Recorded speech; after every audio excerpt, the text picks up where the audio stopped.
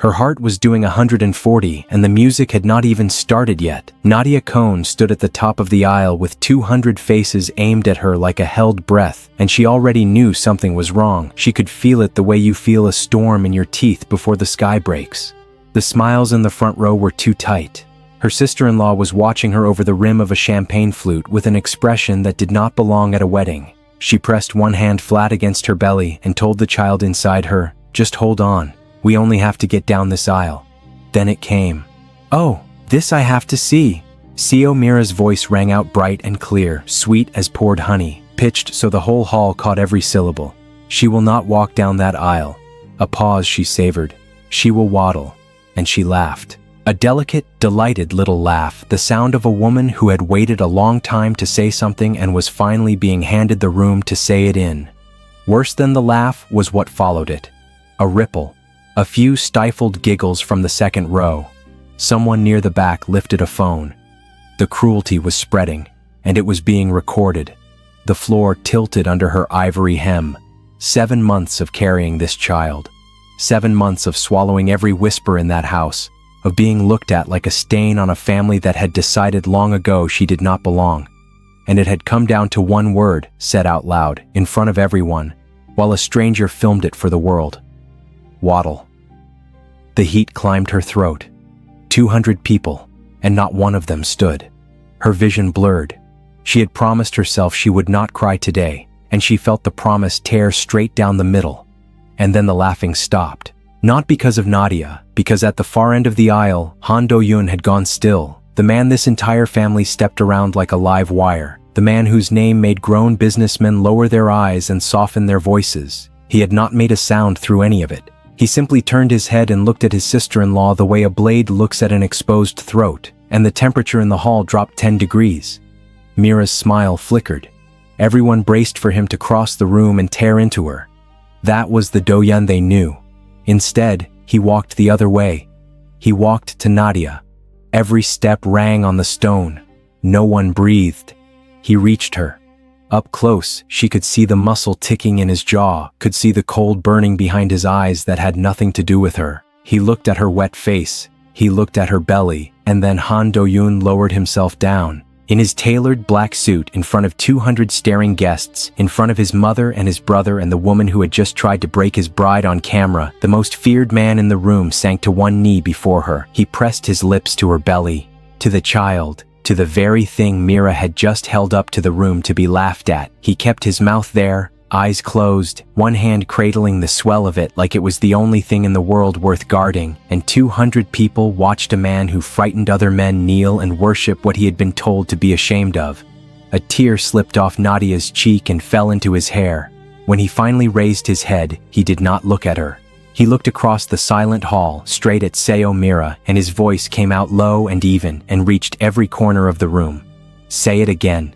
Mira did not make a sound. The hall did not know what to do with itself. A wedding is supposed to have rules. The bride waits, the groom waits, the families smile through their teeth. Nobody had a rule for the most dangerous man in the country going to his knees to kiss a belly the room had just been invited to mock. Mira took a step back. The flute trembled in her hand. For one full second, the polished mask slipped clean off her face, and underneath it was not triumph. It was fear, as if she had just watched something she had worked very hard to prevent. He stood, and the whole room flinched. But he did not go after Mira. He turned his back on her like she was furniture, curved one arm around Nadia's shoulders, and put his body between his wife and every staring face in the hall. "Look at me," he said, low, just for her. "Not them, me." Nadia looked at him. Her pulse was still hammering, her cheek still wet, but his eyes held her the way a hand holds something that is about to fall. The hall, the phones, the laughter, all of it went quiet at the edges. "I am not ashamed of 1 inch of you," he said. "Let them learn that today." His younger brother, Han Tai-sung, stood frozen halfway between his wife and his brother. He had married Mira 6 years ago. He had spent those years learning the precise distance to keep from her moods, and now he watched her shrink under his brother's silence, and instead of going to her, he hesitated. His hand came up and then dropped. Something crossed his soft face that looked a great deal like a man realizing he had been on the wrong side of something for a very long time. Madame Han, seated in the front row, had not moved at all. The matriarch simply watched her elder son with eyes like cold jade, calculating. He did not let the ceremony resume. He took her hand and walked her straight out of the hall, past 200 people who parted like water, into the long, quiet corridor beyond the doors. The moment the doors swung shut behind them, the noise of the hall cut to nothing. Nadia put her back against the wall and let out a breath that had been trapped in her chest for what felt like 7 months. "You should not have done that," she whispered, "in front of your whole family, your mother. Now they will all hate me even more." He stepped close, both hands coming up to frame her face, his thumbs catching the last of her tears. "They were always going to hate something," he said. "I would rather they hate that I love you too openly than think for 1 second that I am ashamed." She laughed, wet and broken and real, and for a moment the storm in her chest eased. He leaned his forehead against hers. For a moment they just breathed the same air, the way they used to before everything fell apart, before 3 years of silence had stood between them like a closed door, and that was when she felt the first cold thread of wrong. Because his hands were shaking, not from anger, from something he was holding back. She pulled away just enough to look at him, and she saw it written all over the face that the rest of the world found unreadable. He had something to tell her, something he had carried a long time. "Do-Yun," she said carefully. "What is it?" He opened his mouth. Then footsteps echoed at the far end of the corridor, and he closed it again, jaw setting, the moment folding shut like a book. "Not here," he said. "Soon. I promise you. Soon. And here is something Nadia does not know yet, but you are about to." The man watching her from across that hall has already decided how this ends, and it is not the way anyone in that room expects. You are going to see it before they do. Hit subscribe and stay on the inside of this story, because the people who walk away now will never know how deep this goes. What Do-Yun could not say in that corridor was the first of the secrets. It was not the last. The footsteps belonged to Binta Cole, Nadia's oldest friend. The only face in this whole gilded prison she trusted came rushing down the corridor with her plum skirts bunched in one fist and her phone in the other. "Tell me you did not see that woman's video already going around," Binta said, breathless. Then she saw their faces and stopped short. "What? What happened in the 30 seconds I was gone?" "He kissed the baby," Nadia said faintly. "In front of everyone. He knelt." Binta blinked. "He, Han Do-Yun, knelt." "On the floor," Nadia confirmed. Binta sat down hard on a corridor bench. "Okay, I need a moment. The man does not even kneel to his mother." Binta turned her phone around. The video Mira's little audience had taken was already loose in the world, climbing fast. The laugh and the word Waddle stamped across the thumbnail by some stranger who had decided cruelty was content. But the clip cut off 1 second too early. It ended on the laugh. It never showed the kneel. "They are sharing the wrong half of the story," Binta said grimly. "They think it ends with her winning." Nadia stared at the screen, and a small hard knot of resolve formed under her ribs. "Then we will have to show them the other half." 2 corridors away, Seo Mira had locked herself in the powder room and was gripping the counter like the floor might give out. She had planned the laugh for weeks. She had pictured the bride crumbling, the family embarrassed, the wedding quietly called off the way these things were when the shame got loud enough. What she had not pictured, not once, was him kneeling. Because if Do-Yun was willing to do that in public, then he knew something. And if he knew something, then her 3 years of careful work were standing on a cliff edge. She pulled out her own phone with shaking hands and typed one message to a number with no name saved. It said only, "He knows. Fix it before tonight." The reply came back almost instantly. 3 words that made Mira's blood go cold. "It is too late." She stared at the screen. Too late for what? She typed the question. The gray dots appeared, paused, and vanished. No answer came. Somewhere in this house, something she had buried 3 years ago was clawing its way back into the daylight, and for the first time in a very long time, Seo Mira did not feel in control of anything. When the family had been settled and the guests herded toward the festival grounds with promises that the ceremony would resume, Do-Yun took Nadia by the hand and led her out a side door into the garden, to a quiet alcove where the noise was just a distant hum and the lanterns hung low over a stone bench. "Now," he said. "Now I can tell you." She sat. He did not. He stood in front of her like a man about to confess a crime. "You think today is the day you marry me?" he said. "It is the day I marry you," she said, confused. "No." His voice was rough. Nadia, you married me 3 years ago. The world stopped. What did you just say? She breathed. The airport. He crouched down in front of her so their eyes were level, and for the first time all day his voice cracked. The night you left, you thought it was goodbye. You thought the paper I gave you to sign was a silly promise, a game, the last thing two desperate people do before they let each other go forever. Nadia's hand had gone numb. She remembered. God, she remembered every second of that gate. 3 years ago, at a departure gate at midnight, a younger Nadia had stood crying while a younger Do-Yun folded a sheet of paper into a crane and pressed it into her hand. He had said, "Marry me on paper, just so that wherever you go, some part of the world still says you are mine." She had laughed through her tears and signed the folded thing he held out, thinking it was nothing but a beautiful, useless gesture between two people the world was tearing apart. She had kept that paper crane for 3 years. She had never once unfolded it. It was real, he said. Every line of it was a real marriage registration. I filed it the next morning. You have been my wife for 3 years, Nadia. Through every day you thought I had let you go. Through every day you thought you were alone. Tears were running freely down her face now. You let me believe I lost you, she whispered. I let you believe whatever kept you safe, he said. But I never stopped being married to you, not for one single day. And today is not me marrying you. Today is me finally telling the world what has been true the whole time. She fell forward into him, and he caught her the way he had caught her at the top of the aisle, like something that was never allowed to hit the ground. For one perfect minute, the cruelty and the cameras and the buried secrets all went quiet. There was just a woman who had spent 3 years believing she was alone, learning that she had never been alone at all. But happiness, in this house, was always borrowed, and the loan was about to be called in. If you are still here, still holding your breath with her, prove it to me. Drop one emoji that matches exactly how your heart feels right now. Tell me where in the world you are watching from and what time it is where you are. And if this is playing on your TV across the room, reach over and tap that like so I know you are there in the dark with us, because what comes next is the thing that broke them in the first place. And it was never an accident. It was Tae-sung who came to find them, alone, his hands buried in his pockets and his face the face of a man who had not slept properly in years. I need to talk to her, he said to his brother. Just her, please, before Mira finds me missing. Do-Yun did not move. Do-Yun, Tae-sung said quietly. It is about the doctor, 3 years ago, the one who told Nadia she could never have children. Nadia went very still on the bench.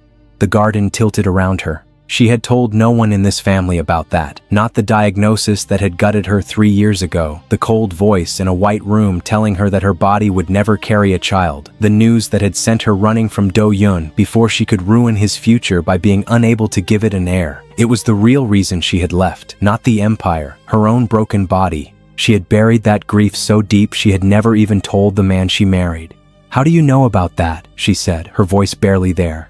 Because there was no diagnosis, Tae-sung said. The words came out in a rush, like a dam breaking. There was nothing wrong with you. The doctor was paid. The test results were forged. You were never broken, Nadia. Someone manufactured that day to make you run, because if you stayed, you and my brother would marry. And if you married, an heir would come. And an heir from you would change who inherits everything in this family. Nadia could not breathe. Mira, she said. Tae-sung's silence was the loudest answer in the world. Do-Yun had gone so still he looked carved. When he finally spoke, his voice was the quietest it had been all day, and somehow that was the most frightening sound Nadia had ever heard.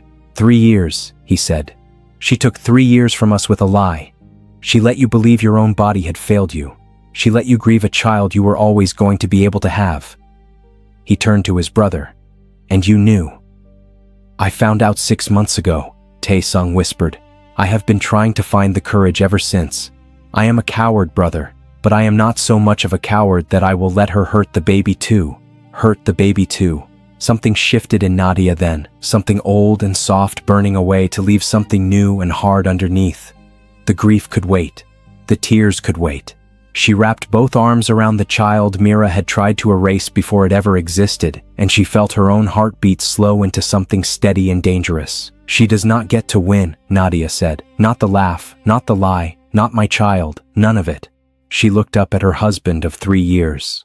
Take me back inside, she said. I'm going to finish this wedding, and then I'm going to finish her. They walked back through the corridor together, and Nadia did not waddle. She did not shuffle, she did not shrink. She moved like a woman who had just learned that everything she had mourned was a theft, and that the thief was sitting in the next room in a champagne gold dress. Binta fell into step beside her, took one look at her friend's face, and grinned. "Oh," Binta murmured. "She told you something good. You have got your war face on.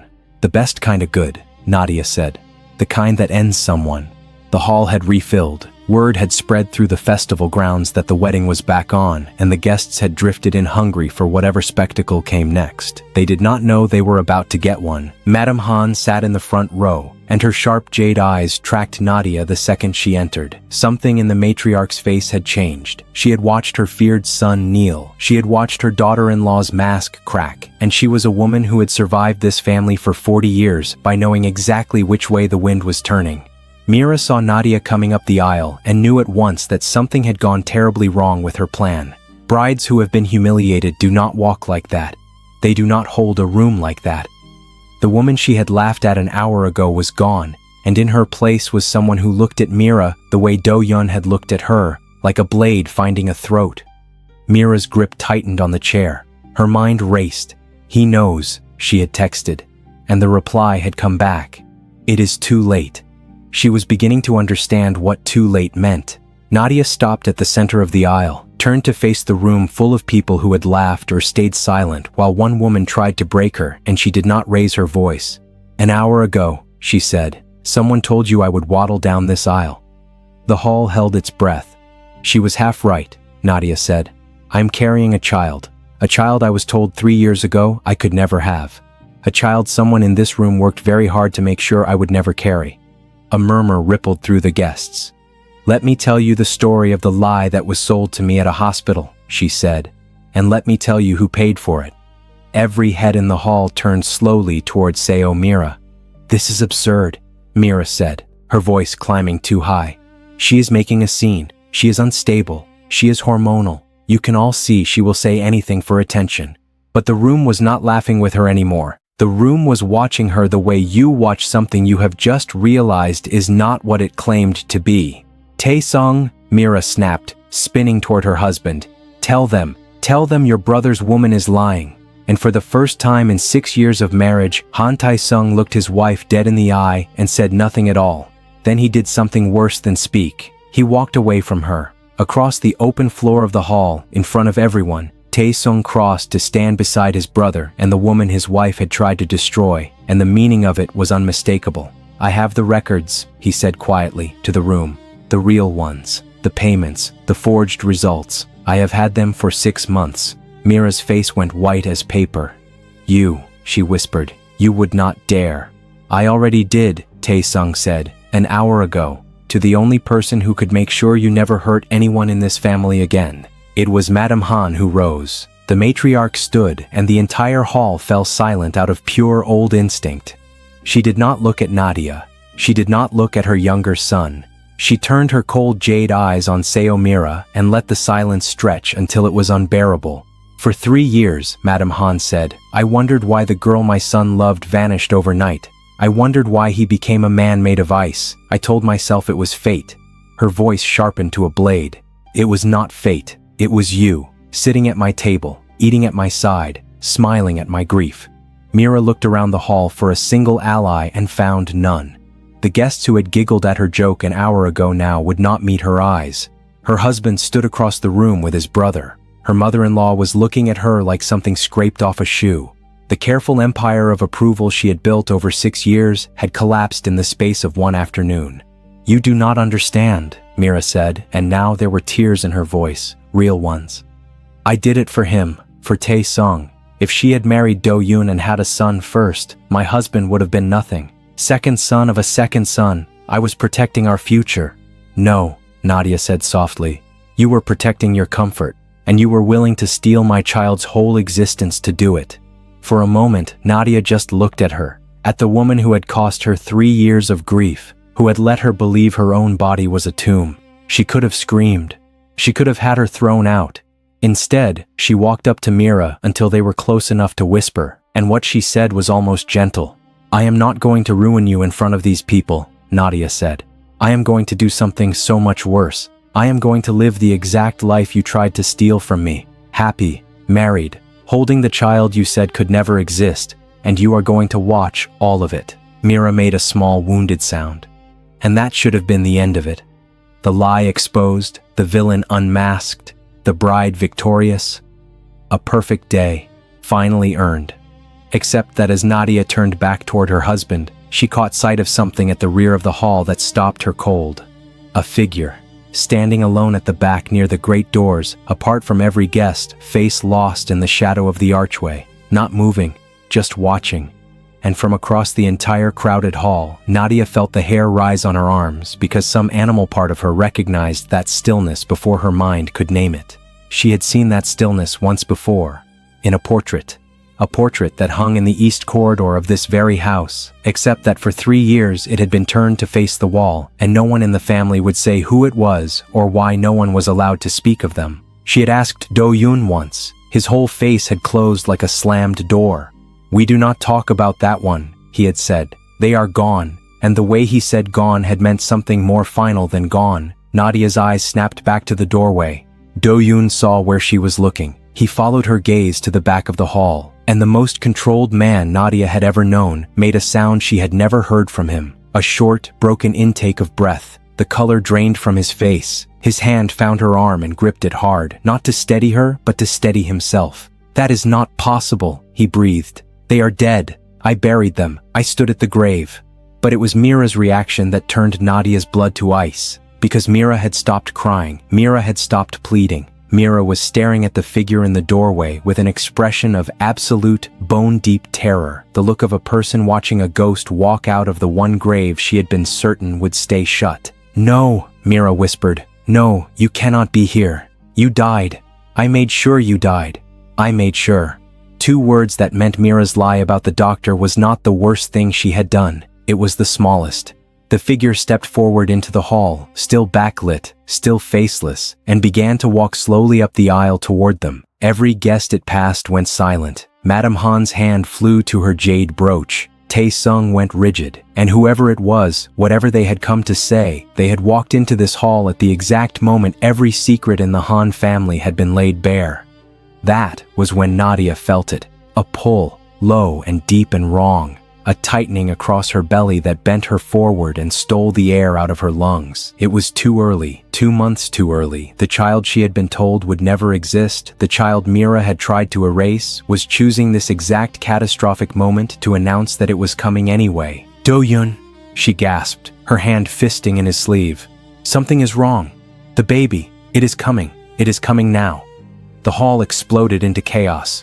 Nadia's knees buckled, and Do-Yun caught her against his chest, and for the first time in his life, the most decisive man in the room did not know which way to move. His wife was collapsing in his arms 2 months too soon. The dead were walking up his aisle. The woman who had poisoned 3 years of their lives was screaming, "I made sure you died at a ghost." Binta was shouting for someone to call for help. Madame Han was on her feet, and the silhouette in the aisle stopped walking, close enough now to speak, and lifted its head into the light. And that is exactly where we have to leave them. Who walked through those doors? Whose grave Do-Yun stood at 3 years ago?